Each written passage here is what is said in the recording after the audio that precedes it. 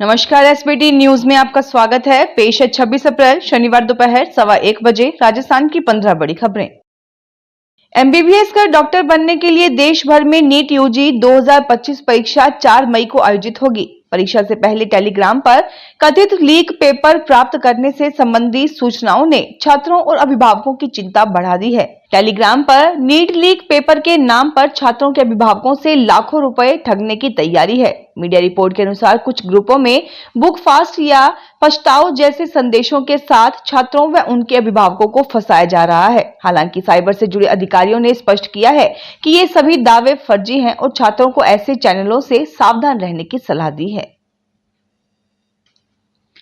जयपुर में देर रात पुलिस ने एक रेव पार्टी पर रेड मारकर 50 युवक युवतियों को गिरफ्तार किया है। घटना बगरू थाना इलाके में हिम्मतपुरा स्थित hotel KLM Atharva palace and restaurant की है, जहां बड़ी मात्रा में शराब जब्त की गई। होटल संचालक को भी शराब परोसते गिरफ्तार किया गया है। डीसीपी वेस्ट अमित कुमार ने बताया कि देर रात सूचना मिली कि बगरू थाना इलाके में स्थित होटल में रेव पार्टी चल रही है। इसके बाद कुछ पुलिस कर्मियों को सादा वर्दी में मौके पर भेजा गया। फिर रात 1:30 बजे बगरू और बिंदायका थाने का जाब्ता मौके पर भेजा गया। बड़ी संख्या में युवक युवती नशे की हालत में मिले। मौके से 40 युवकों व 10 युवतियों को गिरफ्तार किया गया है। जयपुर में अवैध और नियम तोड़ने वाले वाहनों के खिलाफ आरटीओ प्रथम की ओर से विशेष अभियान चलाया जा रहा है। ये कार्रवाई परिवहन सचिव शुचि त्यागी के निर्देश पर शुरू की गई है।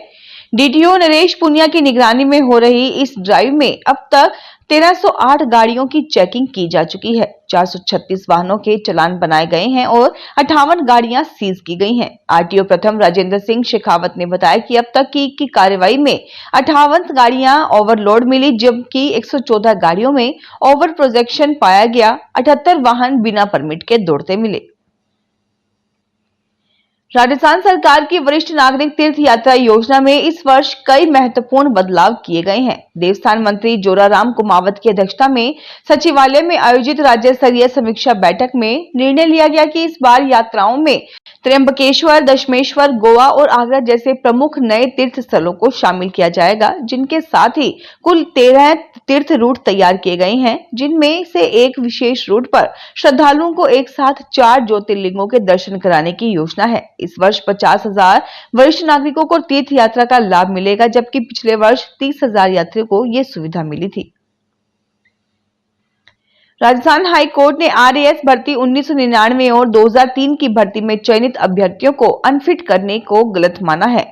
इसके साथ ही अदालत ने याचिकाकर्ता को 21 अप्रैल 2006 से समस्त बकाया, वरिष्ठता और पदोन्नति के साथ RAS पद पर नियुक्ति देने को कहा है। वहीं अदालत ने याचिकाकर्ता के पेंशन व अन्य परिलाभों के लिए सेवा काल की गणना सितंबर 2001 से करने को कहा है। अदालत ने कहा कि योग्यता की स्वीकृति के प्रतीकात्मक संकेत के रूप में याचिकाकर्ता की RAS पद पर नियुक्ति 1 माह में राज्य के मुख्य सचिव की उपलब्धि में दी जाए। इसके अलावा अदालत ने लंबे समय से याचिकाकर्ता के साथ हुए भेदभाव को देखते हुए राज्य सरकार पर 5 लाख रुपए का हर्जाना लगाया है। जस्टिस समीर जैन की एकल पीठ ने ये आदेश डॉक्टर देवाराम शिवरान की याचिका पर सुनवाई करते हुए दिए। याचिका में अधिवक्ता SP शर्मा ने बताया कि याचिकाकर्ता ने RAS भर्ती 1999 में भाग लेकर मेरिट में 360वां स्थान प्राप्त किया था। वहीं उसे आंखों का दोष बताकर मेडिकल अनफिट कर नियुक्ति से इनकार कर दिया। पति द्वारा फैमिली कोर्ट पाली में दायर किए गए तलाक में मुकदमे को जोधपुर जिले में रह रही पत्नी की मांग पर राजस्थान हाई कोर्ट जोधपुर ने पाली फैमिली कोर्ट की आगे की कार्रवाई पर तत्काल प्रभाव से रोक लगा दी है। जोधपुर में शेरगढ़ तहसील में पीहर में रह रही तारा देवी पुत्री कोजाराम दर्जी ने राजस्थान हाई कोर्ट जोधपुर में अपने एडवोकेट निखिल भंडारी के माध्यम से एक दीवानी ट्रांसफर याचिका पेश की थी। प्रार्थी या तारा देवी की एडवोकेट निखिल भंडारी ने हाई कोर्ट में बहस करते हुए ये तर्क दिए कि पति दिनेश गोयल ने फैमिली कोर्ट पाली में अपनी पत्नी तारा के खिलाफ झूठे तथ्यों के आधार पर तलाक लेने के लिए धारा 13 हिंदू विवाह अधिनियम में एक मुकदमा पेश किया था।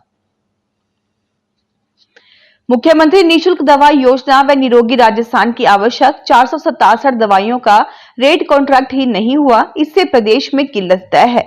पिछले 4 महीनों से दवा खरीद के लिए फाइलें अधिकारियों के पास हैं, लेकिन साइन नहीं किए गए। ऐसे में नतीजतन अब प्रदेश के अस्पतालों में दवा की किल्लत होने लगी है। बताया जा रहा है कि 196 दवाओं की भी सप्लाई रेट कॉन्ट्रैक्ट की वजह से नहीं की जा सकी। डायबिटीज, कैंसर, गैस्ट्रो सहित लगभग सभी बीमारियों में काम आने वाली दवाओं की किल्लत है। यदि विभाग अब भी रेट कॉन्ट्रैक्ट करता है तो कंपनी को माल देने में कम से कम 3 से 4 महीने का समय लगता है।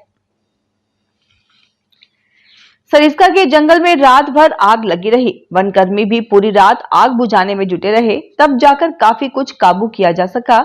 इस सीजन में टहला रेंज के जहाज वाले जंगल में दूसरी बार आग लगी है। 3 साल पहले सरिस्का के जंगल में भयानक आग लगी थी, तब हेलीकॉप्टर से आग बुझाई गई थी। अलवर के सरिस्का व बफर जोन के जंगल में गर्मी के आते ही आग लगने की घटनाएं शुरू हो गई थी। अब तक करीब 8 से 10 जगहों पर आगजनी हो चुकी है। जहाज वाले जंगल में रात को आग लगी रही। वनकर्मी रात को देसी जुगाड़ पद्धति से आग बुझाने के प्रयास में जुटे रहे। जम्मू कश्मीर के पहलगाम में हुए आतंकवादी हमले के बाद पंजाब से सटी पाकिस्तान की सीमाओं पर हाई अलर्ट जारी किया गया है।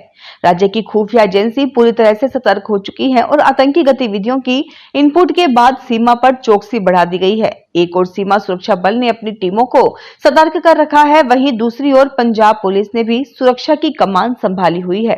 पाकिस्तान सीमा से सटे गांव चकबाला में खेतों से भारी मात्रा में असल बारूद रिकवर किया गया है। वहीं वाघा सीमा पर बंद गेटों के बीच दोनों देशों के झंडे उतारे गए। भीलवाड़ा जिला दुग्ध उत्पादक सरस डेयरी अब मैंगो श्रीखंड उत्पाद की लॉन्चिंग करेगी। सरस डेयरी प्रबंध संचालक विमल कुमार पाठक ने बताया कि गर्मी को देखते हुए बाजार की मांग और उपभोक्ताओं की पसंद को ध्यान में रखते हुए सरस ब्रांड के तहत अगले माह नए उत्पाद लॉन्च किए जाएंगे। भीलवाड़ा डेयरी ने अब अपने स्वादिष्ट श्रीखंड के 2 फ्लेवर इलायची व पिस्ता के बाद मैंगो श्रीखंड का उत्पादन करेगी। इसके लिए डेयरी ने कप के भी ऑर्डर कर दिए हैं। पाठक ने बताया कि फिलहाल 10 रुपए के पैक में 50 ग्राम श्रीखंड उपलब्ध होगा। जनता की मांग पर 100 ग्राम पैक का भी उत्पादन किया जाएगा।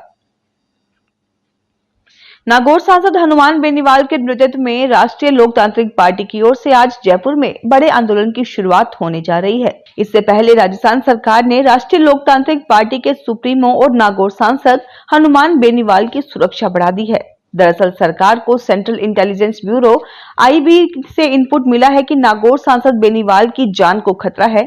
ऐसे में राजस्थान सरकार ने हनुमान बेनीवाल की सुरक्षा बढ़ा दी है। पुलिस मुख्यालय ने नागौर स्थित उनके आवास पर क्विक रिस्पांस टीम के जवानों को तैनात किया है। साथ ही जयपुर स्थित आवास पर QRT तैनात की गई है। पहलगाम आतंकी हमले को लेकर राजस्थान के कई शहरों में आज बंद है। झुंझुनू शहर में कई संगठनों ने बंद में शामिल होने का ऐलान किया है। वहीं उदयपुर का अश्विनी कपड़ा बाजार बंद है। केंद्र सरकार ने पाक नागरिकों को निष्कासन के आदेश दिए हैं। प्रदेश में 400 पाक नागरिकों के बारे में जानकारी मिली है। इन सभी पाक नागरिकों को अटारी बॉर्डर से पाक भेजने की तैयारी शुरू कर दी गई है। गृह मंत्रालय से मिले आदेश के बाद राजस्थान की इंटेलिजेंस विंग एक्टिव हुई है। पंजाब में अप्रैल महीने में लगातार स्कूलों की छुट्टियां आ रही हैं। इसी बीच सरकार द्वारा मंगलवार 29 अप्रैल को भी राज्य भर से छुट्टी का ऐलान किया है। जानकारी के अनुसार इस दिन राज्य के सभी स्कूल, कॉलेज और सरकारी विभाग बंद रहेंगे। बता दें कि 29 अप्रैल को भगवान परशुराम जन्मोत्सव बड़ी श्रद्धा और धूमधाम से मनाया जा रहा है, जिसके मद्देनजर ही पंजाब सरकार ने राज्य भर में सरकारी छुट्टी का ऐलान किया है। भारतीय रिजर्व बैंक ने वित्त वर्ष 2024-25 में अब तक 57.5 टन सोना खरीदा है, जिससे देश का कुल स्वर्ण भंडार बढ़कर 889.6 टन तक पहुंच गया है। यह खरीदारी पिछले 7 वर्षों में दूसरी सबसे बड़ी वार्षिक खरीद मानी जा रही है। RBI के तहत यह पहल देश की विदेशी मुद्रा भंडार को और मजबूत व विविध बनाने की रणनीति का हिस्सा है। वैश्विक अर्थव्यवस्था में लगातार बढ़ रही अनिश्चितता, अमेरिका में डॉलर की अस्थिरता और भू राजनीतिक तनावों के बीच कई देशों के केंद्रीय बैंक अपनी रणनीति में बदलाव कर रहे हैं। भारत भी इसी राह पर है। सोना लंबे समय से एक सेफ हेवन यानी सुरक्षित निवेश माना जाता है और अब RBI इसे अपने भंडार में प्रमुख भूमिका देने की ओर अग्रसर है। भीषण गर्मी में बिजली की डिमांड बढ़ते ही AVVNL का सिस्टम बार बार फॉल्ट होने लगा है। उदयपुर में शुक्रवार को 8 दिन के भीतर दूसरी बार ब्लैकआउट हो गया। करीब 10,000 से ज्यादा परिवारों के करीब 50,000 लोग 5 घंटे तक पसीना पसीना हो गए। बिजली निगम के अनुसार मादड़ी जीएसएस से संबंधित 220 केवी लाइन में दोपहर 2 बजे फॉल्ट हो गया। इसे शाम 5 बजे तक दुरुस्त किया जा सका। इसके तुरंत बाद इसी लाइन में आग लग गई, जिससे बिजली फिर से गुल हो गई। इस फॉल्ट को सुधारने में करीब 2 घंटे का समय और लग गया। शाम 7 बजे बिजली आपूर्ति बहाल हो सकी। फिलहाल इस बुलेटिन में इतना ही। फिर हाजिर होंगे और बड़ी खबरों के साथ।